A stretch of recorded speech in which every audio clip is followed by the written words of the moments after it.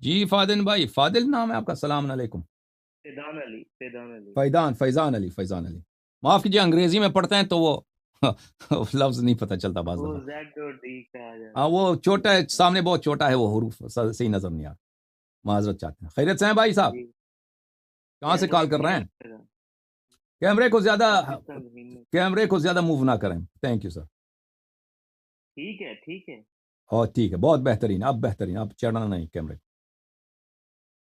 ٹھیک. وہ اصل وہ اس کا تھوڑا میرر والا ہے نا، سمجھ نہیں آتی رائٹ لیفٹ کا تھوڑا سا.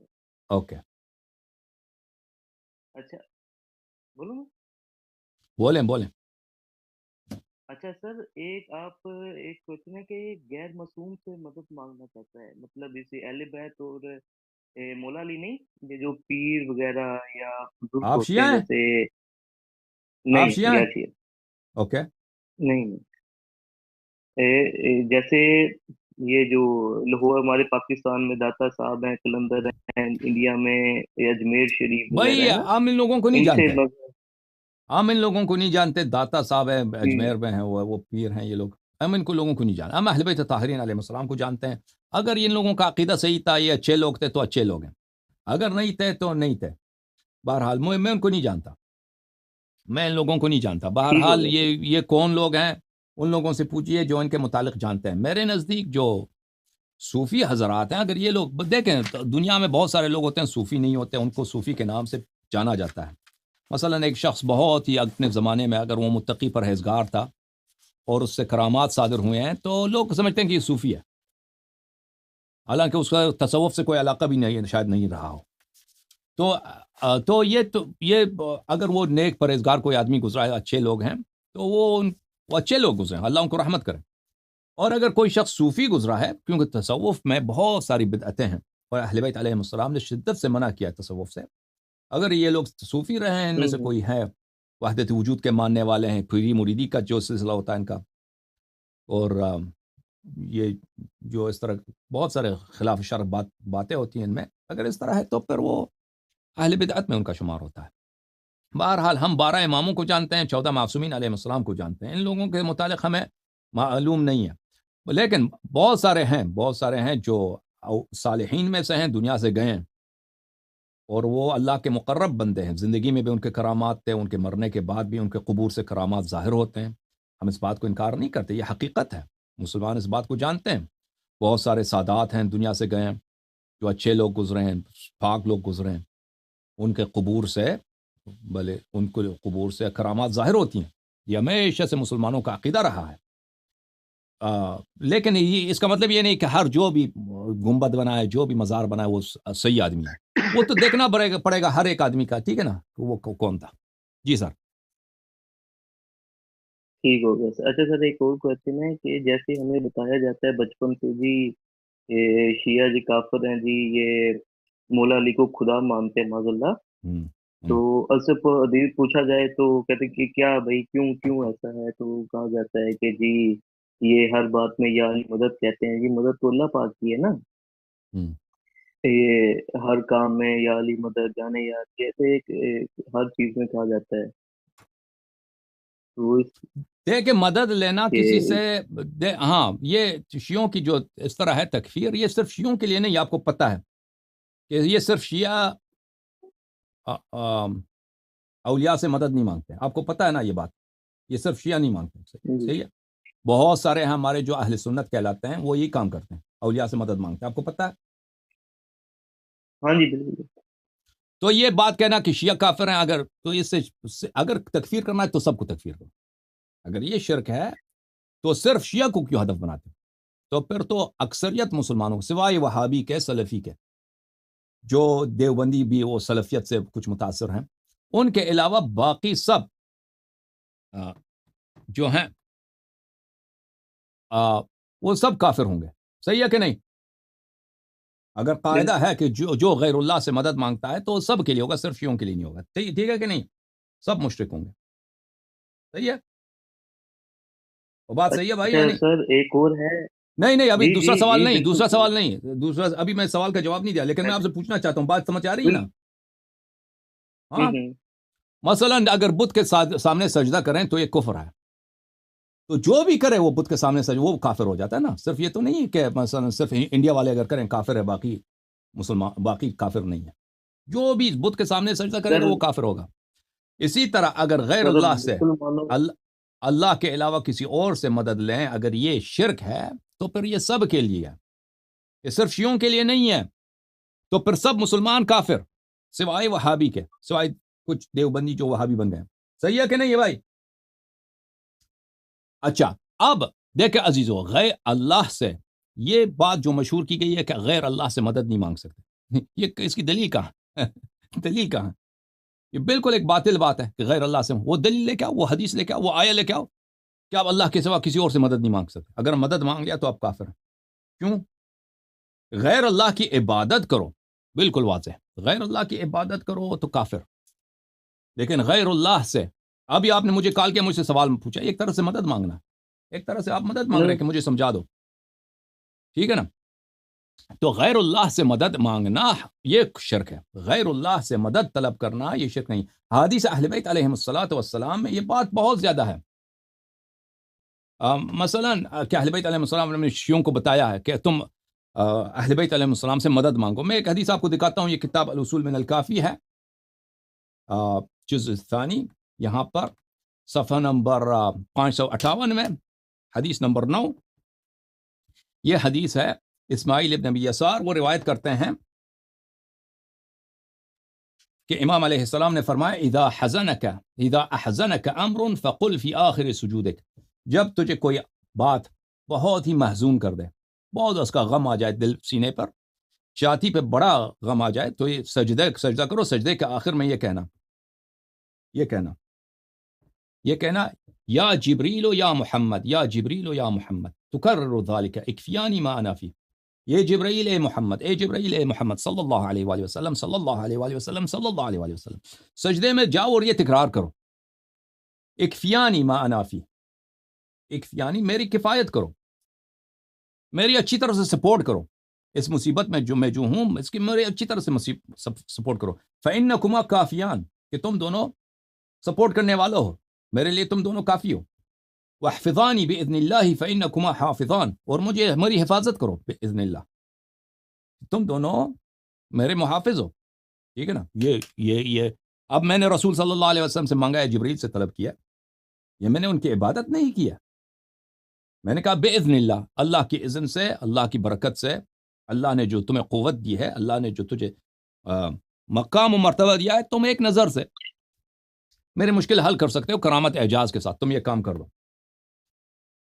ٹھیک ہے. تو میں نے ان سے مدد طلب کیا.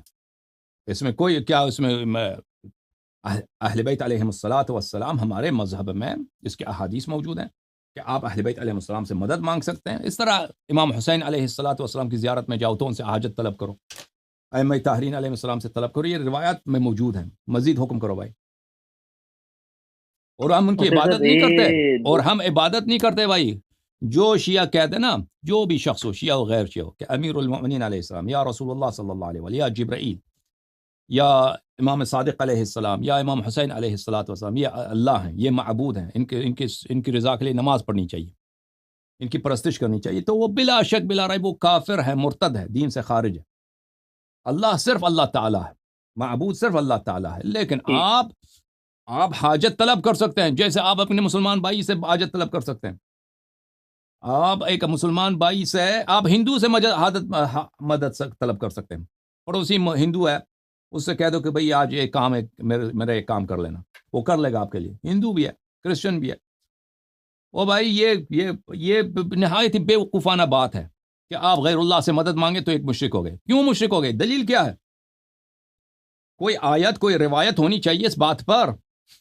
اگر نہیں ہے, وہ آیات جو آپ کو سنائے جا رہے ہیں وہ سب آیات اس بات پہ دلالت نہیں کرتی. آیات کا مطلب یہ ہے کہ غیر اللہ کو اگر پرستش کرو, عبادت کرو, ورشپ کرو, تو تم مشرک ہو جاؤ گے. قرآن میں کوئی آیت نہیں ہے کہ غیر اللہ سے اگر تم مدد مانگو یا غیر اللہ کو سے تم استغاثہ کر لو تو تم مشرک ہو جاؤ گے. قرآن میں ایک بھی آیت یہ نہیں ہے.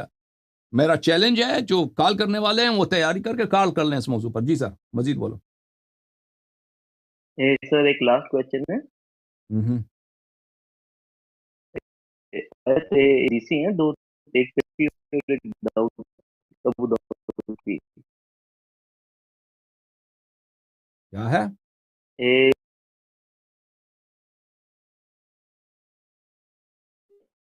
فیضان بھائی آواز نہیں آ رہی آپ کی، فریز ہو گئی کال شاید.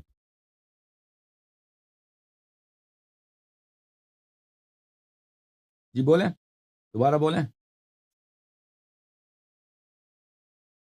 فیضان صاحب دوبارہ بولیں، فریز ہو گئی پھر آپ کی کال.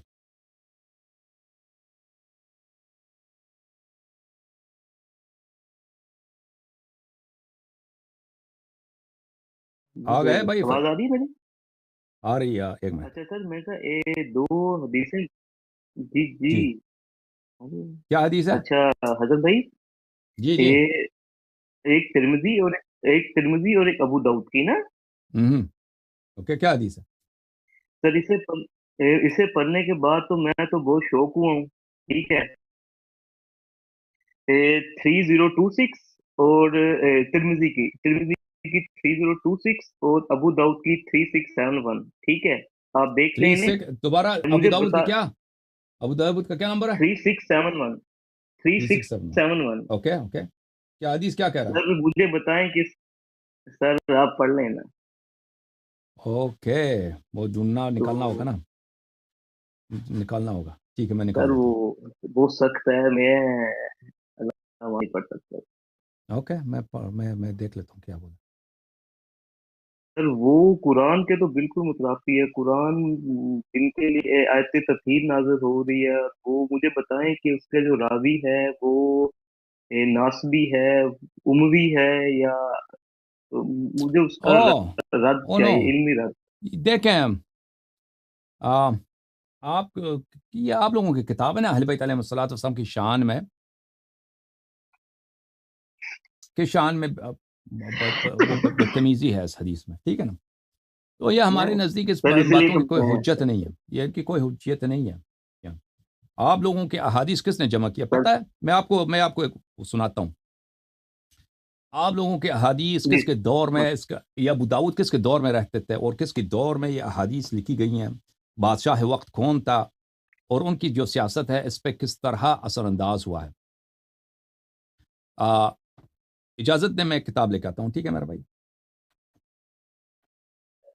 عزیزوں ملاحظہ فرمائیے، کتاب تاریخ الخلفاء عبد الرحمن سیوطی کی. یہاں پر یہ کتاب چھپی ہے دار ابن حزم، بیروت لبنان میں، سنہ 2003 میں. یہاں پر المتوکل علی اللہ جعفر، متوکل علی اللہ جعفر، یہ ہارون کے بعد جو خلیفہ تھا وہ مامون تھا، مامون کے بعد معتصم تھا، معتصم مامون کا چھوٹا بھائی تھا، اور یہ معتصم کا بیٹا ہے، اور یہ جو ہے ہارون کا پوتا ہے. بنی عباس کا خلیفہ ہے. یہ خلیفہ بنا سنہ 232 میں، اور سنہ طویل عرصے تک یہ خلافت کرتا رہا. تو اس سے پہلے جو تھے اہل حدیث، آپ لوگوں کے جو محدثین حضرات تھے، وہ ان کو حکومت ان پہ بڑی سختی کرتی تھی. حکومت ان کو مارتا تھا، حکومت ان کو جیل میں ڈالتا تھا، حکومت ان کو بری طرح سے، احمد ابن حنبل وغیرہ وغیرہ، ان سب کو بری طرح ان کو پھنسا دیا تھا اس سے پہلے. لیکن اس نے جو ہے، اس نے اپنی مذہب چینج کر دی، اور اس نے خلافت کی مذہب چینج کر دی، اور یہ جو ہے محدثین کی طرف پلٹ گیا. اچھا، فَأَظْهَرَ الْمَيْلَ إِلَى السُّنَّةِ، تو اس نے سنت کی طرف اپنا میل اظہار کیا، سنت یعنی حدیث کی طرف. وَنَصَرَ أَهْلَهَا، اور محدثین کو انہوں نے بہت مدد کی. وَرَفَعَ الْمِحْنَةَ، اور محدثین پہ جو سختیاں تھیں، محدثین کو جیلوں میں ڈالا جاتا تھا، کہتے تھے یہ بدعتی ہیں، یہ بیوقوف ہیں. اس سے پہلے جو محدثین حضرات تھے، مثلا احمد ابن حنبل جیسے لوگ، اور اس سے پہلے جو لوگ تھے، وہ ان کو بنی عباس اس نگاہ سے کہ یہ لوگ جاہل لوگ ہیں اور یہ لوگ بدعتیں پھیلاتے ہیں، ان کے عقائد باطل ہیں، اس لحاظ سے ان کو بہت مارتے تھے، کوڑے مارتے تھے، اور ان کو ذلیل کرتے تھے، جیل میں ڈالتے تھے. لیکن اس نے بالعکس یہ پابندیاں اٹھا دی اور ان کو آزادی دی، ان کو مال دیا. وَكَتَبَ بِذَلِكَ إِلَى الْآفَاقِ، اور اس نے سب شہروں کو خط بھیجا، کہ بھئی حکم بھیجا کہ خلیفے کی جانب سے یہ کام کرنا. یہ سنہ 234 کی بات ہے، سنہ 234. واستقدم المحدثین فی سامراء، اس نے اپنے خلافہ میں بھی سامراء وہاں پہ محدثین کو بلایا. واجزل عطایاہم واکرمہم، اور اس نے ان کو اکرام کیا، بہت پیسے دیے. وأمرهم بأن يحدثوا بأحاديث في الصفات والرؤيا، اور ان کو حکم دیا کہ تم اللہ کی تجسیم کی احادیث بیان کرو، اللہ کی جسمانیت کی احادیث بیان کرو کہ اللہ کا ہاتھ ہے، پیر ہے، اس طرح. اور اچھا، اور پھر کہتا ہے کہ ابو بکر ابن ابی شیبہ بغداد میں جامع اور رصافہ کی مسجد میں بیٹھا، اور اس کے 30,000 شاگرد اس کے ارد گرد جمع ہو گئے. یہ ابن ابی شیبہ یہ بخاری اور مسلم اور ترمذی وغیرہ کا استاد ہے. تو اس نے ان کو یہ موقع فراہم کیا، ان کے خزانے، ان کے خزانوں کے دروازے ان کے لیے کھول دے، اور ان کو بتایا کہ اس طرح کے حدیث نقل کرو. اب یہی شخص اگلے صفحے میں متوکل کے متعلق یہ سیوطی لکھتے ہیں کہ یہی شخص وفی سنۃ 44 سنہ 244 میں قتل المتوکل یعقوب بن السکیت الامام فی العربیہ. اس نے ابن سکیت جو اس کے بیٹوں کا شاگرد تھا، عفواً اس کے بیٹوں کا استاد تھا، 2 شہزادے تھے اس کے متوکل کے، اس کو قتل کیا. اور وہ فإنه ندبه إلى تعليم أولاده فنظر المتوكل يوما إلى ولديه المعتز والمؤيد فقال لابن السكيت من أحب إليك هما أو الحسن والحسين. ابن سکیت سے اس نے پوچھا ایک دن اس کے بیٹوں، وہ شہزاد، وہ بہت بڑا عربیات کا عالم تھا، عربی علوم کا، ادب کا، شہزادوں کا استاد تھا. تو اس نے دیکھا اپنے بیٹوں کی طرف، اس نے کہا کہ کیا تم میرے 2 بیٹے ہیں اس سے زیادہ پیار کرتے ہو یا حسن و حسین علیہم السلام سے، رسول اللہ صلی اللہ علیہ وسلم کے بیٹوں سے؟ تو اس نے کہا قمبر خیر منہما، اس نے کہا کہ میرے مولا کا جو قمبر جو غلام تھا ان دونوں سے بہتر ہے. تو اس نے کہا کہ امر دیا، حکم دیا ترکوں کو، جو وہاں پہ ترکی لوگ تھے، فدس بطنہ حتی مات وقیل امر بسل لسانی فمات. اس نے اس کا زبان کاٹ دیا بیچارے کا، ابن سکیت کا، اور اس کو پیٹ میں اتنا لات مارا اس کے غلاموں نے کہ وہ مر گیا. اچھا، اور وکان منحکما، یہ خود وکان منحکما منحمکا فی اللذات والشراب وكان له 4,000 سریة ووطع الجميع. وہ یہ غرق تھا لذتوں میں اور شراب پینے میں غرق تھا. اس کے 4,000 اس کے پاس، اس کے حرم میں 4,000 عورتیں تھیں، اور سب کے ساتھ اس نے وہ کام کیا تھا. یعنی بالکل اس کا خود اس اہل حدیث کا وہ کیا تھا، اہل حدیث کا سربراہ تھا، سرپرست تھا.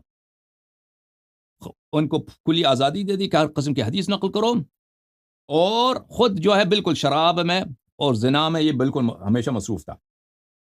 اچھا، اس کے کاموں میں سے ایک کام یہ ہے کہ اس نے امام حسین علیہ السلام کے روضے کو پامال کر دیا. میں اس کا حدیث آپ کو دکھاؤں، وہ کس صفحے میں ہے، کہ اس نے، یہ بہت اہل بیت علیہ السلام کا پکا دشمن تھا.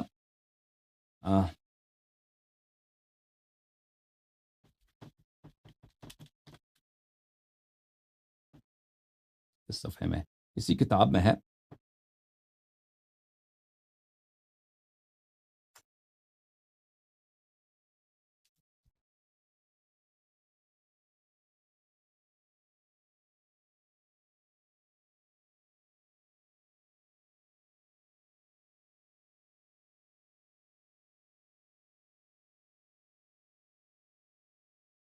مجھے اجازت ہے وہ میں عبارت ڈھونڈ لوں آپ کے لیے. جی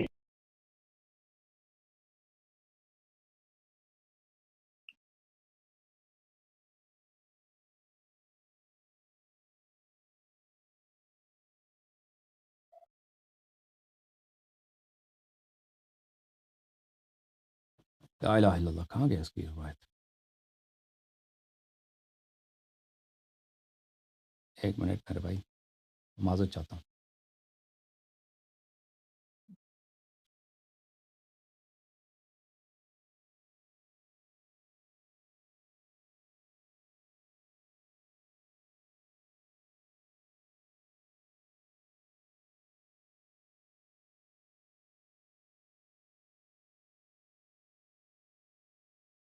چلو، مجھے اس کتاب میں نہیں ملتا، میں دوسری کتاب سے آپ کو دکھاتا ہوں. ٹھیک ہے بھائی، الکامل سے دکھاتا ہوں. ٹھیک ہے سر.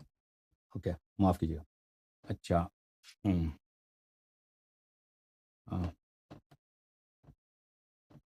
یہ کتاب ہے الکامل فی التاریخ، تالیف ابن ابی الاثیر، معاف کیجیے، تالیف ابن الاثیر، متوفا سنہ 620، جزء 6، چاپ دار کتب العرب. یہاں پر سنہ 236 کے وقائع میں 236 ہجری اس میں ذکر ما فعل المتوکل بمشہد الحسین ابن علی علیہ السلام. متوکل نے امام حسین علیہ السلام کے مزار کے ساتھ کیا کیا تھا. اس سال فی هذه السنہ، یہ شیعوں کی حدیث نہیں، آپ لوگوں کی حدیث ہے. متوکل نے حکم دے دیا بحدم قبر الحسین ابن علی علیہ السلام. اس نے آرڈر دے دیا کہ امام حسین علیہ السلام کے قبر مبارک کو خراب کیا جائے. وہدم ما حوله من المنازل والدور، اور اس کے قبر کے اطراف میں جتنے گھر بنے ہیں، بلڈنگیں بنی، ان سب کو خراب کیا جائے. وَأَن يُبْذَرَ وَيُسْقَى قَبْرُهُ، اور ان کے قبر پہ کو کھیتی بنایا جائے، وہاں پہ دانے کاشت کیے جائیں اور وہاں پہ پانی دیا جائے. وَيُمْنَعُ النَّاسِ مِنْ إِتْيَانِهِ، اور اس نے منع کیا لوگوں کو کہ وہاں پہ اب زیارت ممنوع ہے. فَنَادَى عَامِلُ صَاحِبِ الشُّرْطَةِ بِالنَّاسِ فِي تِلْكَ النَّاحِيَةِ، تو اس کے فوج کے سربراہ نے وہاں پہ اعلان کیا من وجدناه عند قبره بعد 3 حبسناه في المطبق. اس مطبق ایک جیل تھا جو منصور دوانقی، اس کے پردادے نے بغداد میں بنایا تھا. عالم اسلام کا پہلا جیل تھا المطبق، بہت بڑا جیل تھا بغداد میں. اور اس کے فوج کے سربراہ نے اعلان کیا کہ اب جو امام حسین علیہ السلام کے قبر کی زیارت کے لیے آئے گا، اس کو مطبق کے جیل میں اس کو قید کیا جائے گا. اچھا، فہرب الناس وترکوا زیارته وحرث وزرع، پس پھر لوگ بھاگ گئے اور وہاں پہ ان لوگوں نے کاشتکاری کی امام حسین علیہ السلام کے روضے پر. وکان المتوکل، اب میں یہ بات دیکھنے کی ہے، وکان المتوکل شدید البغض لعلی بن ابی طالب علیہ السلام ولاہل بیتہ. متوکل جو تھا علی ابن ابی طالب امیر المؤمنین علیہ السلام اور اس کے اہل بیت کا شدید البغض. یہ عبارت دیکھ رہے ہیں نا، شدید البغض، شدت کے ساتھ بغض رکھتا تھا. وكان يقصد من يبلغه عنه أنه يتولى عليا